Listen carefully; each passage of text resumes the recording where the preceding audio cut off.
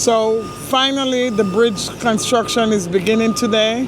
So we're ready to service our residents by demolishing the bridge and reconstructing. Please make sure you're paying attention to our social media. Follow, subscribe to our e-news, watch our website, watch our channels to get updates daily on traffic and just the progress as we move through this. Congratulations, we are finally starting. So guys, be patient while driving through the construction site. Just take your time, follow the detour signs, and thank you for your patience while we go through this.